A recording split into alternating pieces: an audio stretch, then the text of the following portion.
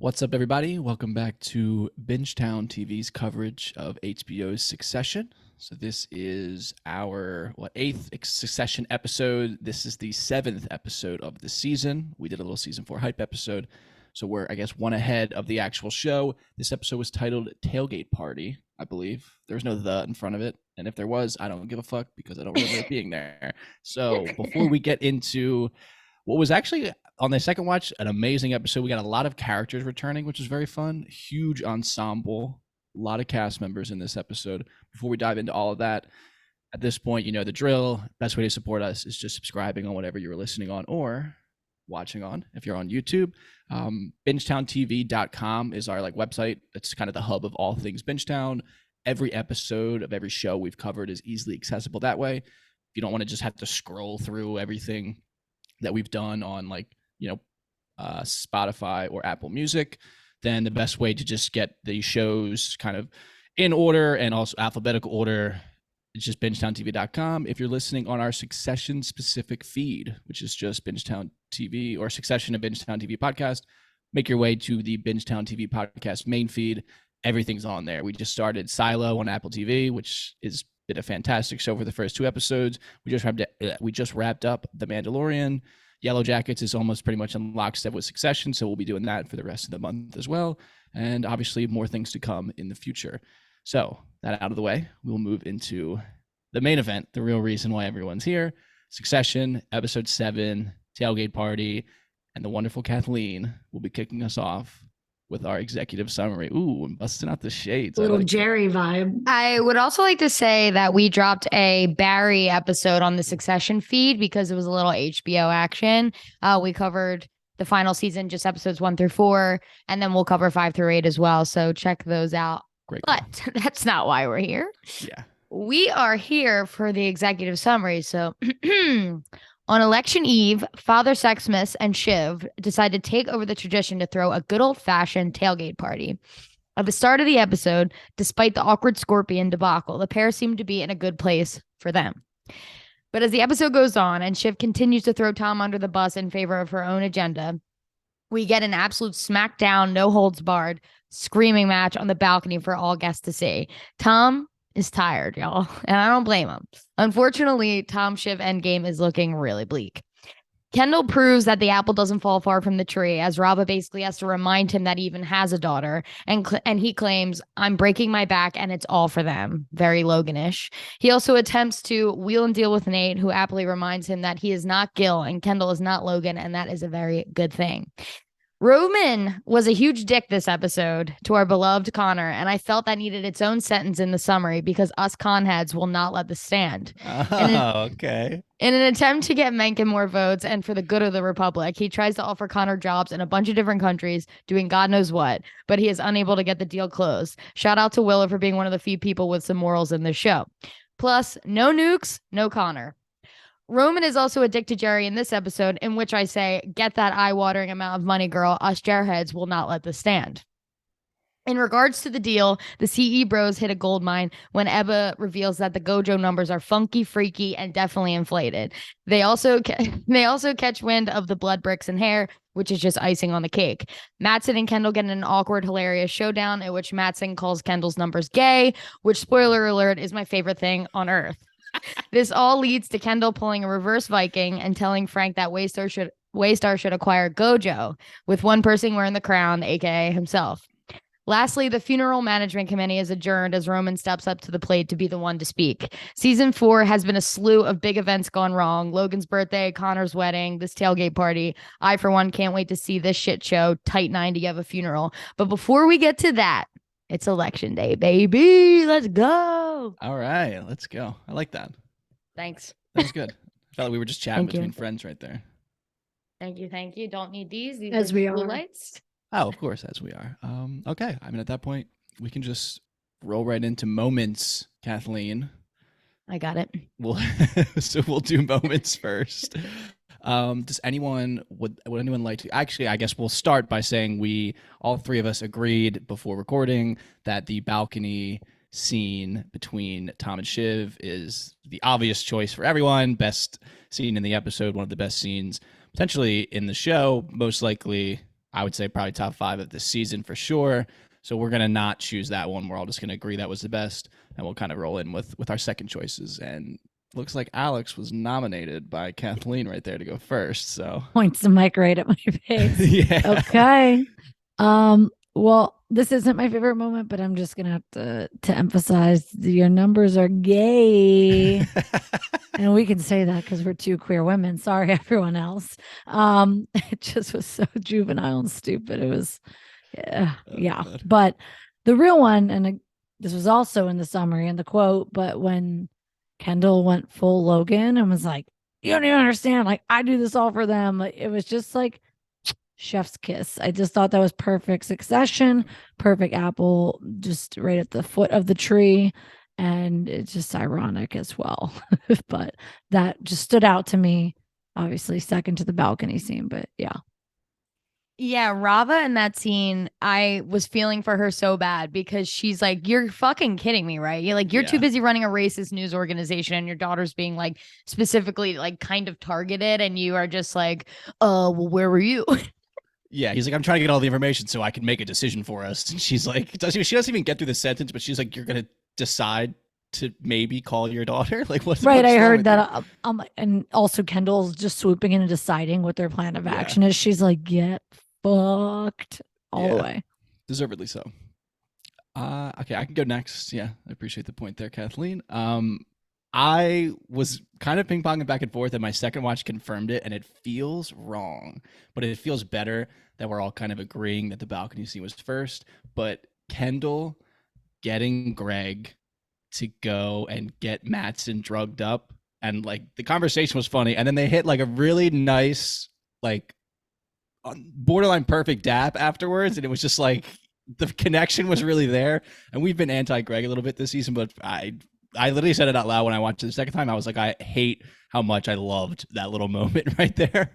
So I'm going to give that moment a shout out and choose it as mine. I think Greg had his best episode of the season. He just had a lot more. Even when he tells Tom, like, just have a coffee, man. And he's like, I can't have a coffee, Greg. And Greg's face afterwards, I think he's feeling himself a little bit more than usual. And he just fired 100 people. He's actually doing a job that it seems like I haven't actually seen anyone do a job before in this show. Yeah. So, but my moment actually is the Matsson and Kendall scene, just because I remember my eyes just being so wide watching it. And I think it's a quote factory. I love, who's going out in this shitty fucking town tonight? Yeah. Matsson is just he's such a little, oh my God, he's a piece of shit. And then what was the other one I liked? Love the deal, brother, love the deal. Like so in a million times. She was cracking up last night. Shiv was so good at the backgrounds of some scenes of like just getting like a quick moment and like reaction to things. Like her reaction to that was really funny. Like the impromptu moment of silence, and she was like, had like a classic like Sarah Snook like confused, like what the fuck is actually happening look. It's almost like in The Office when they like break the fourth wall. Like you feel like she's just kind of looking at the camera, like, someone else fucking seeing this besides me, please, for the love of God. And I always respect a cut to camera moment. I'm going to cut right to the quotes. I'm going to steal the thunder, and I'm going to say, so don't scream people or data and stick my dick in the guac. Matsson had a great episode too. Him in that gold jacket, like hunched over. This guy, he is just a caricature of himself at this point. And I liked that we finally get to see a chink in his armor, because up until now, he's still smug as fuck. Like, I don't think he actually thinks he's in trouble unless he just hides it very well. But yep, good old Matsson. I mean, that's a bullshitter, right? A peak bullshitter. He's never going to show his cards in that way, but he's just going to keep on pretending like he's top dog, as Kendall would. Let's be real, as any of them would. That's a fairly decent segue into my favorite quote, which is, my siblings, I love them, but not in love with them. One head, one crown, baby. I was just like, let's go. The Kendall heads. We're getting fed. The Kendalls. The Kendalls, yeah. Are you a part of every head community? Yeah, I am. Yeah. You wear. I'm not a Greg head. I'm not a Greg head. Not a Greglet. Very fair. My backup one, because I would be shocked, I guess, if someone picked it, is Roman on the phone call heading into the like initial lunch, the funeral management committee. And he's like, don't object to being a rat fucker, Tomas. Like, it's unbecoming. I thought that was a really good line. He says when Connor's talking about going to visit Logan, he says something like, what am I just gonna sit there like I'm feeding the fucking ducks? And he just goes, thank you for ignoring me. After like he hated what he said himself. He's like, thank you for ignoring me. And that's the last props I'll give Roman for this episode. Very fair. Few and far between. I had I wanted the Mattson one, but I also had from Kendall when he's like, new money, gotta hold those fresh bills to the light. Like it's just so snobby and shitty. And I don't even know, are they really old money if it's just his dad, that generation? I don't know the terms, but it struck me as just funny coming from him. I saw some chatter online about it, and I guess they have, so their mom, I mean, Caroline was like British aristocracy, like really, really long family lineage of wealth and power, it seems. So I guess they get it a little bit from that side. Okay. Yeah, that makes sense. They got the Brits. Yeah, that's more than enough for them to be like, okay, we're old money. You know, for sure. I love a nice self-assured Kendall. Even if there's really not much like a leg for him to stand on. I just love when he gets in this mode. It's just the best. Yeah. And then I wrote just like when I think Shiv said Waystar Jesus, that really cracked me up. Shiv had a lot of small digs going this episode, and Waystar Jesus is just very fitting from Kendall and his woke era, and him being like, it's kind of homophobic, dude. He's still woke Kendall. Fuck the patriarchy. So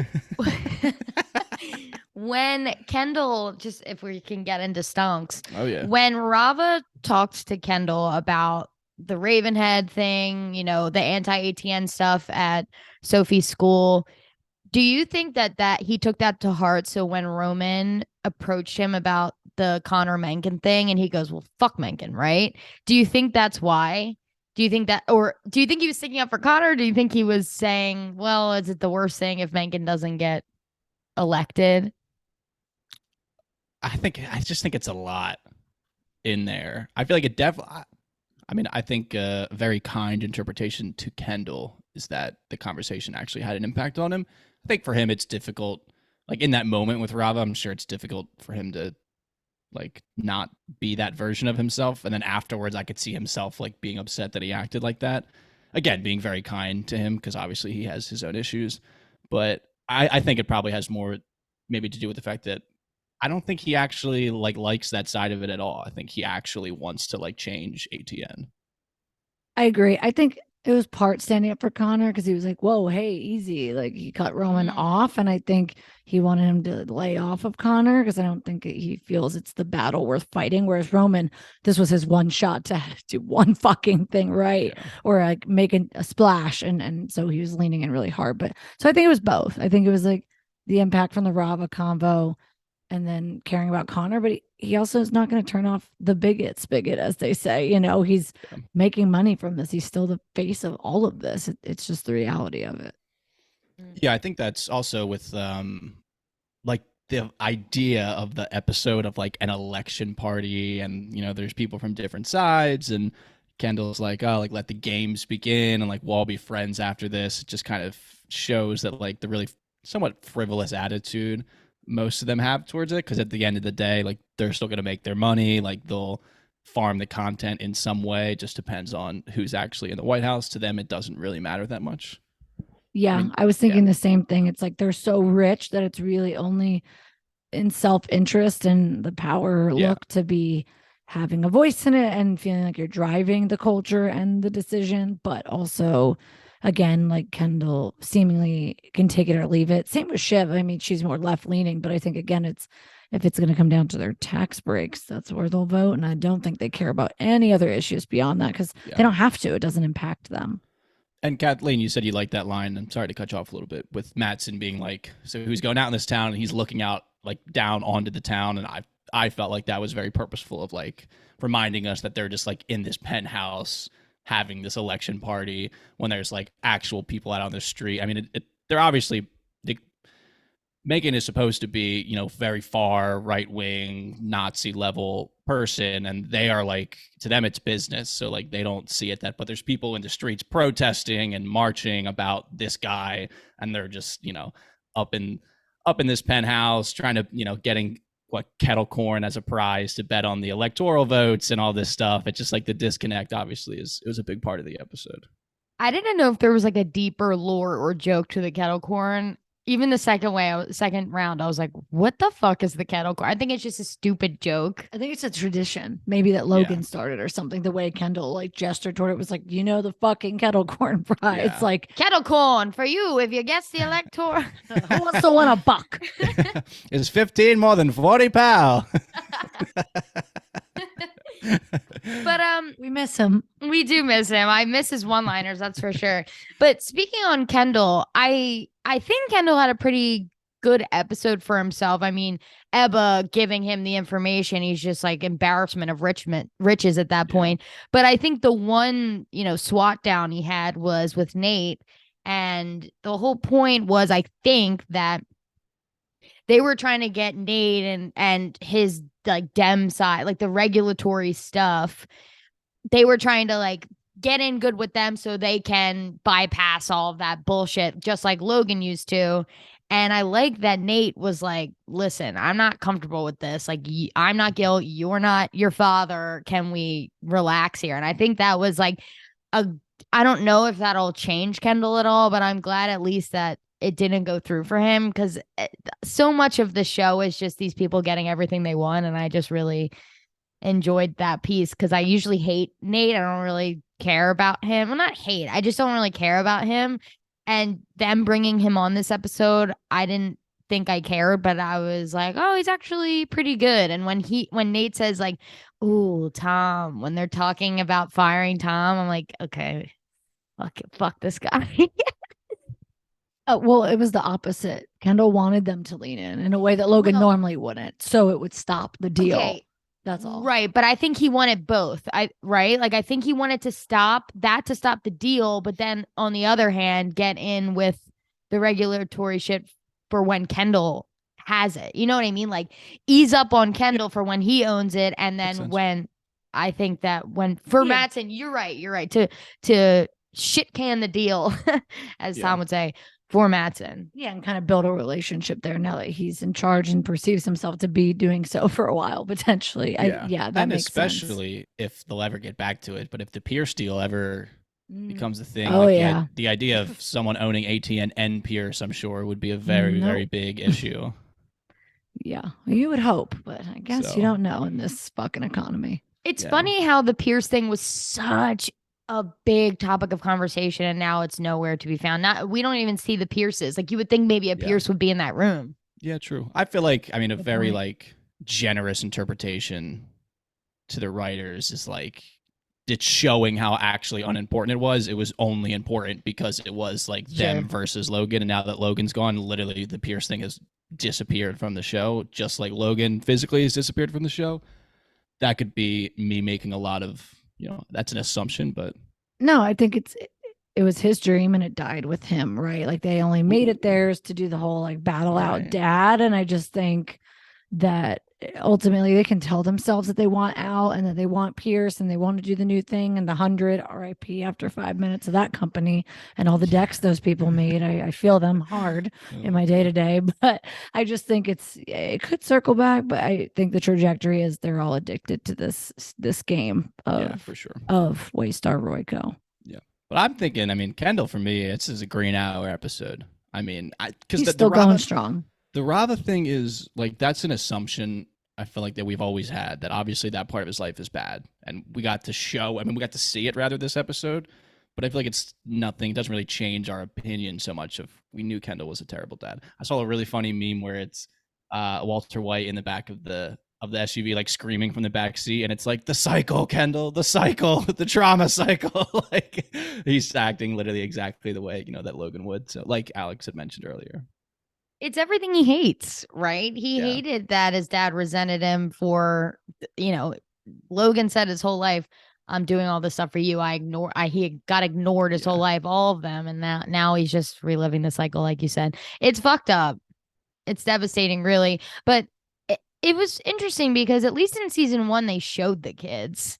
We don't even get to see Rava I feel ever. like I was shocked, and maybe I didn't pay attention enough to how like old or big the kids were, but it like Sophie's like I didn't think she was that much of a person that she would just be like walking street. around and like, you know, having like understanding maybe like a political climate. I didn't realize that she was older than like 8.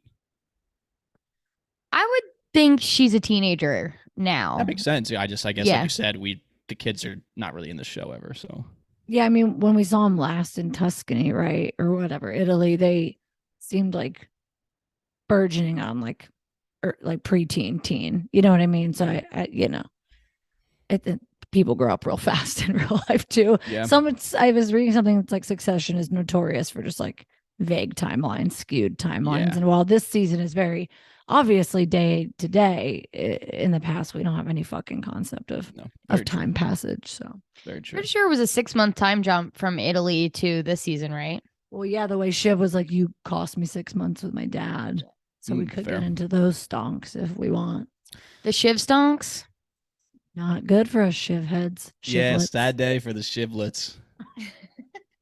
I mean, I'll let the Shivlets take it away. The shivers. What have you done for me lately? Shiv was rocking it this episode. She looked great. You know, a 10 out of 10 nice for our red, girl, bold Sarah lip. Snook. I loved it. Love the hair. Love the face. But she's fucked. But is she fucked? Yes. Because unless Mattson outs her for being on his side. Oh, Tom. It doesn't matter. Mattson doesn't matter. There is no space for her at Waystar Royco. There's 2 CE bros. Roman already feels it. One head, one crown. She's fucking carved out. And I think like the big picture long play is looking fucking bleak. And I think that's why she freaked out. It's not said, but like she was hitching herself to Mattson, and it's less about that exploding and fallout for her from the perception. It's more like, I have no other fucking option. At least that's how I keep reading it. Yeah, it felt like a lash out. And I mean, obviously, they both lashed out. They're tired. Exactly. They're cranky. They're hormonal. Yeah, clearing the air, quote unquote. That was the first time we see them screaming. They always talk in the season 1, or season 4, episode 1. Their fight was so calm, cool, collected, targeted, very, intense, but even keeled. This was something else, and the acting was phenomenal. And that's a long scene. Yeah, that's a lot. I would be interested to see how many pages of script that was, because that's insane. And Sarah Snook has so many amazing parts where her voice breaks. She says so fucking flat, and in the way she says it, her voice breaks. It was incredible. But I don't know how you come back from this. So socially, she's fucked, and also job-wise, she's fucked.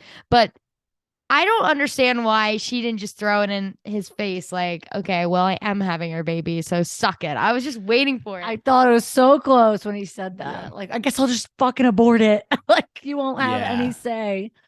That would have been, my jaw would have been on the fucking floor if she said that. I'm going to call it now. She's going to abort it, and then she's going to tell him after the fact. She's going to fucking shove it down his throat. That's a late abortion, is it not?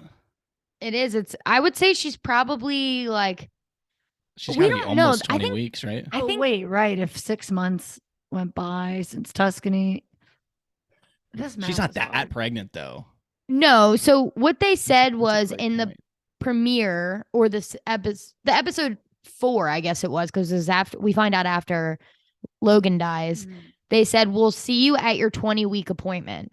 So we assume she's between 12 and 20. 12 is when you start telling people, because you're through your first trimester, and like all the complications that happen, or like a lot of the high percentage miscarriages and things like that happen 0 to 12. So you don't tell people until that. So she's having that kid. So she's like 3 months, you're saying, ish. But didn't her and Tom stop talking 6 months prior? If this season's only been like 5 days, like my brain is swirling. Like, she stopped speaking to him. They did not bang after that bomb in Tuscany. I don't think. Yeah. The math's not mathing Succession, and I can barely do math. It's not mathing. Oh. Wow. Yeah. That would be like a fucking nuke if she did that. But I don't know. I hope they explain. Now I'm a little upset that math ain't mathin'. Right? Like, I mean, I guess we don't know what happened Yeah, we in the don't time truly jump. know. We don't know. They could have. Well, the math better math at the end. But like episode 1, right? Or 2, like when they see each other in the house and she's just getting stuff, we're led to believe they haven't seen each other in a long time when she comes back from LA. So I don't know. Someone help. Someone in the comments fucking help us do math, please. Someone will have the answer for sure. I'm sure. Or someone will confirm that the math ain't mathin'. Yeah.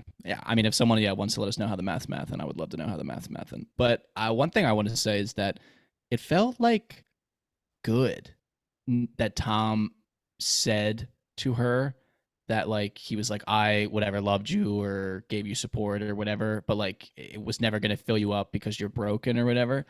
Didn't feel good. Obviously, it's a very emotional fight, but I feel like that was one of the first times, or maybe not the first time, but that like just such a blunt, correct psychoanalysis of any of the siblings was just out there in the open like that, and they were kind of forced to deal with it so hard because obviously like family therapy, the episode wasn't real in any sense. So, and I feel like we've kind of been teased with it a little bit. Like we talk about it all the time of like Roman has, this type of issue with these things. Kendall obviously has his addictions and his vices and things, but like for it to be open in the dialogue of the show so blunt was like it felt like almost like a refreshing kind of moment.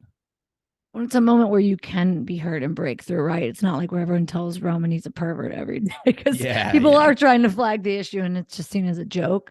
But yeah, I agree. The whole scene was just so beautifully done and so sad and painful. And I do believe that Tom was in it for love. I believe like he had also other motives, but I feel like he could have did that with someone else rich too. Like he would have wormed his way in anywhere, but he ended up loving Shiv. He's more complex than that. And I think she's just such a hardened, exterior, broken interior that I don't, I think the reason they're yelling and we actually see the emotion is because she says, I don't care about you and I don't like you, but that it's so plain on her face that that's a lie. It's really a shame because Tom could be in such a good relationship, I feel.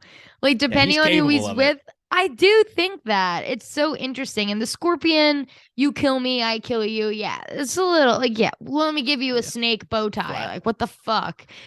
I was shook. I was like, oh, I kind of wanted it to be, I don't know what I wanted it to be, but when he says you're a tough fucking bitch and you'll land on your feet because you always do, or whatever it is, just hearing him say tough fucking bitch was something else.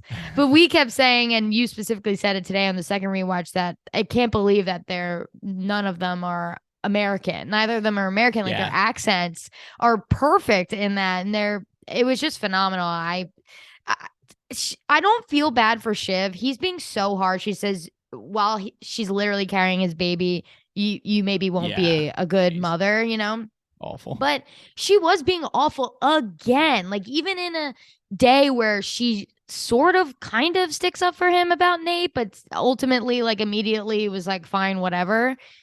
I can't believe that she was just letting that happen. She's so selfish. It's selfish. It's insane. And then on the other hand, Tom during the ATN firings is like making faces and being a dick. And I'm like, both of these people have flaws, but at least Tom is trying with Shiv, like within the realm of the relationship. Like both of them are kind of shitty people, but Shiv more so. But I don't know where I'm going with this. I just think that it was so loaded. It was there's just so much to think about. We all have a lot of feelings about Tom and Shiv. Did either of you feel like I was reading online of people feeling uncomfortable that it was taking place on the balcony, not because of like the glass doors, but because of like the height. Like they were like nervous that something was going to happen. And I didn't feel that ever during the scene. I turned to Alan. I said, what if Tom jumped after that? Like Tom and Baratheon. Yeah. That would have been crazy. Yeah. What you said, that was maybe the only fear. I didn't think anything was going to get physical, but I think we thought maybe like, oh God, is Tom just like fully over it? Because then he goes inside and snaps anyway. So that would have been so nuts. He's breaking down internally, I think. So safe to say, as I wrote, Shiv is down bad, but Tom is somehow down badder, I think. Yeah. I mean, they give us that like scene at the end of him just head on the pillow staring up. And I mean, you could interpret it as he's sad. You could interpret it that it's like, revenge unhinged Tom time with 2 Someone episodes said left.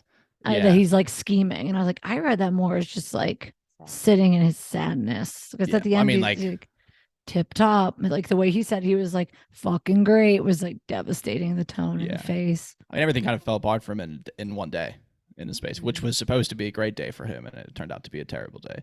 Yeah, I mean, I could see, like I said a little bit earlier, of he obviously has all the inside info on Shiv. Like, he knows that Shiv has been trying to fuck the CE bros. So I do wonder if he goes and tries to get his whistle wet in a different watering hole. The last thing I'll say about Tom for me is that how embarrassing is it when he's wrapping the party up? Like, to me, they say it's 40 of the most important influencing people in the world, and you're just being like, get the fuck out. Yeah. I'm sleepy. I'm tired of it all was really throwing me the whole episode, until I get it at the end when he's eventually like, I'm so fucking exhausted and I'm tired of you too. Like, I just don't have the energy to be awake, and all I'm hearing is that I'm getting fired in my own fucking house, so peace out. But it's so embarrassing to just scream like, no, get out, see you later, go cry. Yeah, he couldn't handle it like I used to in college and just go to bed. Yeah, me too. Get the earplugs out, get the sound machine on, and shut the fuck up. Just let it burn out down there. Yeah, well, speaking of CE bros, I guess like you said, maybe he'll turn on Shiv with them. I guess we should talk about the bottom of the barrel. The man who keeps digging out the rock bottom, in my opinion, just keeps going lower. Yeah. Roman. Terrible episode for him. So he's already feeling shitty, I think, because Living Plus stock is up, right? And Kendall went out there and made a big show and everyone loved it and ate it up. So now Kendall's the big man on campus and Roman is left feeling like, fuck, I probably should have done that. Plus, Kendall's wheeling and dealing himself here, but Roman puts all of his energy into getting this Mencken deal done, like to get something done, and then Connor's just shutting him down. And Connor's a clown, but he's our clown, so relax. And he's put hundreds and billions of thousands of dollars into this, not billions, but you know what I mean, maybe a billion at some point. But I'm just so happy that Will is such a ride or die, and her line about being like, my family and my friends really hate him, and that held weight, I was so happy, because it's literally like, just pretend it's Trump and we're in the room and they're like, well, Trump's gonna win if you just get your brother to quit. It's like, go fuck yourself. Yeah, that for real. In reality, that actually probably is the best moment for me, is Connor kind of saying like, there's one person in this room that doesn't think I'm a joke.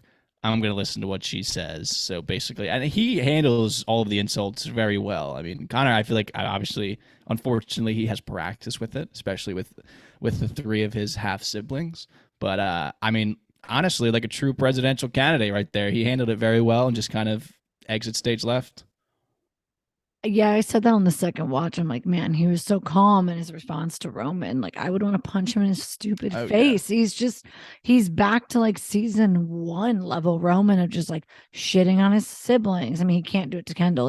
He cannot do it to Kendall. And I think him and Shiv are in a better place. But I think he's looking for a punching bag at every turn. And this time it happened to be Connor, because he thought he could make some like lemonade out of lemons with this. But it just...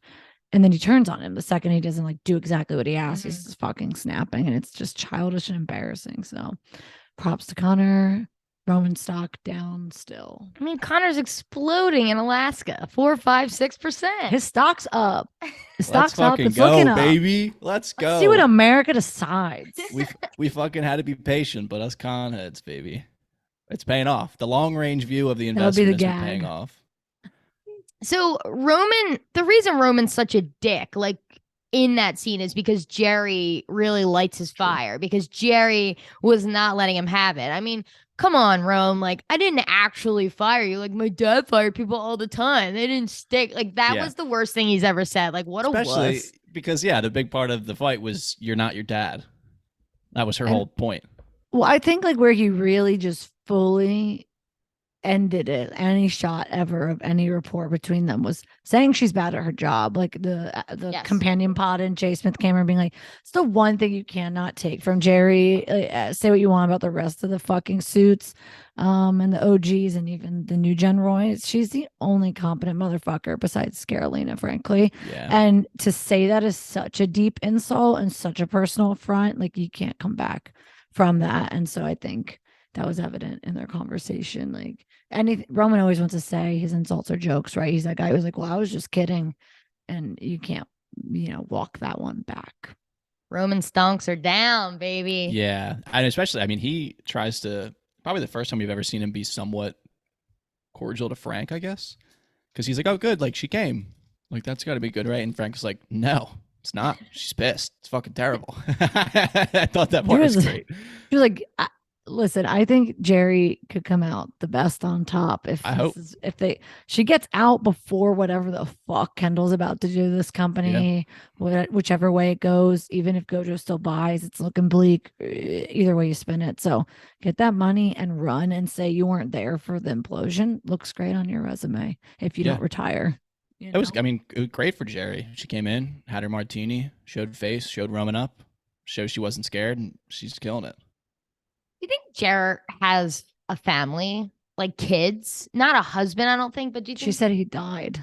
And remember, like, there's a scene of her and Roman, and she's like, "My husband or whatever," and he's like, "You had a husband?" And she's like, "You were at his funeral." That was in like season 2 or no, season 1. It's when they're in the hospital, and when Logan's almost dead in the beginning, she's like, "You were fucking there." Wow. I feel like she has kids, like a kid or two, or like a daughter. I don't know why I have a memory of that. I think you might be right about the daughter. I feel like she's alluded to it before. Yeah, I think she might definitely have a husband who passed away like decades prior. Let us know in the comments. Confirm for us, please. Right. We're lazy as fuck this week. Yeah. Okay, let's go old guard still because I want to talk Frank.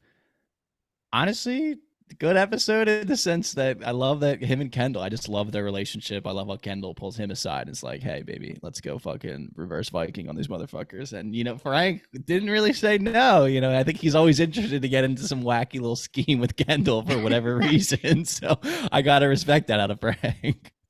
He's his godfather. He's down to just make sure whatever unfolds, he's there for the ride. But I thought it was interesting that Carl and Carolina weren't there of the big heads. Yeah, Carl missing a party is such a miss.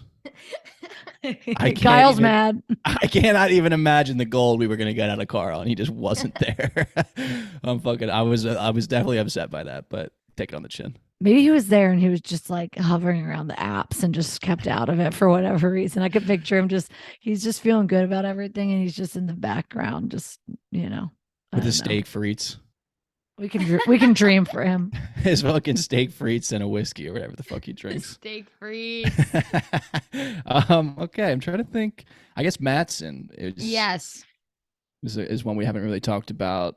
Like Kathleen said, you don't know with him really, but I feel like we talked about it. I remember me personally making a statement that it feels like it'll be this way with him, where he's not actually this like incredible businessman or anything. I mean, Eva basically tells us that it's all basically a PR stunt. He doesn't even code. They basically kind of manifested or created this reputation for him. So not the most surprising thing. I'm glad it's like that though. I think it makes the character, it gives us more options with the character, I feel like.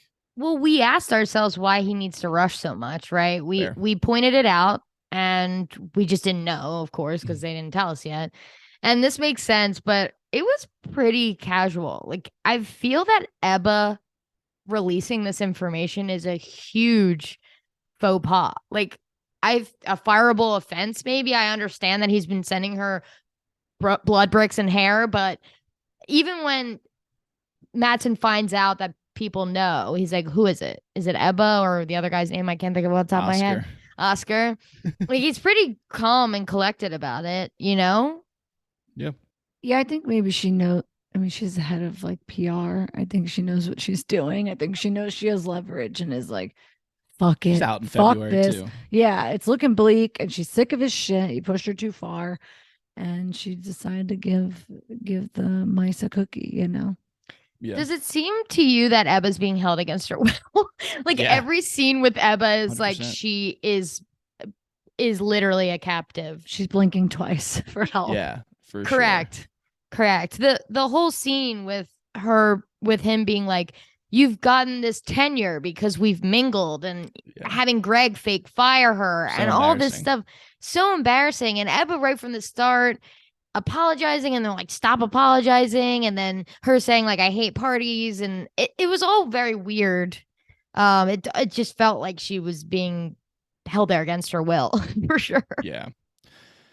Yeah, I mean, I don't know. I guess for me, I guess I latched on to that I'm out in 4 months or I'm out in February line. So it kind of was like, fuck it. I mean, at first she was like, oh yeah, like I'm going to give you all the details, when Roman was the most ineffective, awkward way of trying to get it out of her. And then Kendall, somewhat normal person, is like, let me bum a smoke, like let's have a conversation. And Roman's like, yeah, I think I know about that. What are the details again? And it's like, dude, we're not fucking 6 years old. Like this is like such a big monumental business deal that you can't act like that and get it out of her. Oh, Roman. Amateur hour, you know? Yeah, seriously. So Madsen's down. Madsen's got to be down. I mean, the deal's in complete jeopardy. Mm-hmm. It has to and be. then I want to talk just about Greg, because good Greg episode. He fires all these people. He seems to be in Madsen's good graces, but what does that mean even anymore? Yeah, kind of negates. He's in Madsen's. It seems much better, obviously, than the episode started. And then Kendall, obviously, I mean, he went on a little mission. They got that clean dap. Somewhat of a connection there. I mean, obviously, Kendall, they realize what Greg's kind of MO is. I mean, everyone does. It's quite obvious, but at the very least, he's somewhat of a useful idiot to both sides. So he did well to position himself, because I feel like one of the first lines he has in the episode, besides, I guess it's after the firing, but when he's like complaining, he's like, I can't wiggle my way in there, which I thought was an interesting choice of words. It was just kind of like very just admitting that that's what he does. He's just a little worm trying to wiggle in, and then it works out by the end of the episode. He's persistent. That guy will give him that, you know? Gary. Gary. That was so good. Oscar also just like spits in his face, which was insane. Yeah. And then what's Madsen say? He's like, I thought you were just like backwash at the bottom of the gene pool. Oscar calls him a dingleberry. He's like, just hanging on. Yeah, that was great. Greg, I mean, to his credit, I guess, in some weird way, just takes it on the chin. They just shit on him in that scene, and he's like hung in long enough. Yeah. Yeah. So Greg's up. I hate to say it, but the Greg stock's up. Oh, Greg's definitely up. Yeah. Somewhat unfortunately. Yeah. I love how we've soured on him so much. I know. We really have. So, okay. We have 8, 9, 10, 3 episodes left. Mm-hmm. Let's put a guess on the board. We've got the election. We've got a funeral coming up at some point. I assume that's the series finale. So what do we think? They released some info, and I don't want to spoil things, but I'm pretty sure that there's been fairly big hints that the funeral will be the finale.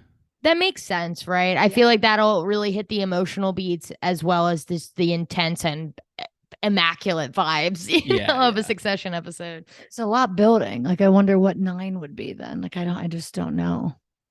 It's anything like a Game of Thrones 9. It's gonna fuck. Well, apparently next episode is supposed to be like insane. So we'll see. I guess also, I mean, I just want to do it so we don't forget to put Marcia name drop in this episode. She's obviously going to come back, and Carrie got a name drop too. Roman, and that weird sympathetic mind that he has for Carrie in a way. Wait, what did he say? He just said her name. He said Carrie. Like at the brunch, at the funeral committee brunch. Okay, I didn't catch that. I didn't catch that either. Interesting. I was just thinking about. I can't believe we haven't seen Carrie like pop up again. Unless I was moonbeamed on edibles when I watched, but I'm pretty sure that he said Carrie. So, yeah. I mean, so we'll get Marcia again. I feel like the funeral, like you're saying, is the perfect kind of finale. So I guess what I was going to say is, on the board, do we think there's going to be some sort of succession? Like, this is the end and this is who in charge? Are they going to leave us on a cliffhanger? Are things going to be still in motion? Like, do you think there's going to be a this is who succeeded? I think the low hanging fruit, like easy take, is that Kendall will just kind of become Logan like the siblings will become kind of Logan and his siblings. Roman obviously isn't going to become Ewan in the sense that he's like more left wing and progressive and kind of fucks off to himself and does those kind of things. But I feel like it could very easily be that Kendall kind of just fills in that. I mean, it could be so on the nose that Nate literally says, like, you're not Logan and that's okay. But Kendall obviously isn't listening to him and just becomes Logan. Yeah, or Shiv the Ewan because she's a little left and fair. like scorned, and then and Roman Rose, whatever happened to her? seems Nothing she died, good. right? I don't know, but it's funny that Connor's like, we need a tight 90, and the episode's gonna be like what, 90 minutes? Oh wow, what a fantastic! What if it's like guess that moment by moment? That would be Woo! great. Oh my god, I forgot. I just don't know how they're gonna leave us with. I don't know about like bows tied. I don't know, man. I know. There's going to be so much open ended. There has to be. It's not like not enough time has passed in this season to give us everything we want. I trust them. I trust them to bring it home. I just don't know. But maybe after, we'll see how 8 goes, and then we'll put our final things on the board. Yeah. I know. I agree. mean, doing it now, Kendall. I think I'll put it on the board. Yeah, Kendall is going to just fill that Logan role. I like the idea that Shiv becomes Ewan, and then maybe Roman ends up passing away in some sense. Obviously, I think we can interpret the most likely way of him passing away, but hopefully it doesn't come to that. Yeah. Yeah. What if everyone thought it was Kendall? Yeah. Yeah. In the theories. Oy. Fuck. No. No. I mean, I don't want it to happen, but I think dramaturgically, those parallels I think make a lot of sense. And again, like we discussed kind of season 4 hype episode of what is the show really about. I mean, obviously it's not like a sunshine and rainbows. It's not like there's some really like hero's journey plot of, very like distinct sides, just like everyone's a mess and is fighting for advantage and what's kind of the story in that. So I don't think there's like a clear, that's like the most like basic elementary ending I could think of, but I think it would still be good if they did that. Yeah. Wow. I guess we'll see. After America decides, we will see what happens. Pumped. I can't wait. I know. And I can't No, wait. I can't wait. No, I can't wait. If fucking Connor becomes president and I get to do the executive summary for that episode, I'm gonna cry. I hope I see tears. Yeah, saluting the whole episode. Just have American flag backgrounds for everyone. Yeah, I'm gonna have like a little fucking pin in my lapel or whatever, lapel. My lapel. I would say lapel too. I don't think I've ever heard that said out loud. Yeah, whatever. Hey, I got my John Ralphio shirt on. Oh, I love that. Yeah, I need to get one that's Connor for next episode. Oh my God, there's probably so much dumb merch on Etsy. I never thought about like a Connor rap tee. Oh yeah, Kendall rap tee for sure. There's so many like we obviously send each other fan cams like every day of different Succession TikToks, but there's so many like Kendall t-shirts that are like that, like all pink and girly and like baby girl. It's really funny. Oh yeah, I need that. I need that sticker for my laptop. I feel like there was one I found a long time ago, and I forget what it was. I was like, should I get us this? And I already forgot what it was. I don't think I could wear a Connor Roy for President t-shirt, but I think I could rock that sticker on my laptop for sure. I love that. Yeah, and it'd be kind of like if you know, you know. It's much more subtle that way. I also have way too many just like dumb, like very niche context t-shirts in my closet that I probably need to slim down on them a little bit. So yeah. All right. Speaking of slimming down, I guess we should run down this episode. There's any parting shots, anything off the top of anyone's head that they want to get in? Love the deal. Love the deal. Before big shoes, before someone can slide in our comments and tell us we missed something, like last episode, whatever. If we missed something, let us know in the comments too on YouTube, or even if you want to hit us up on any social medias at Bingetown TV at pretty much everything. Your favorite quotes, your favorite moments. Maybe you have a different take on a character, on a little market analysis like we've done. So just let us know. We're at Bingetown TV on everything. Like I said, BingetownTV.com is the home of Bingetown TV. Bingetown TV main podcast feed is also the audio home of everything Bingetown. And yeah, episode 7. So it is, so it be. So it is, so it may be. 70% of the way through, 3 episodes left. This was episode 7, Tailgate Party. We are Bingetown TV. And thank you for listening. Love y'all. Love y'all too. Let's go.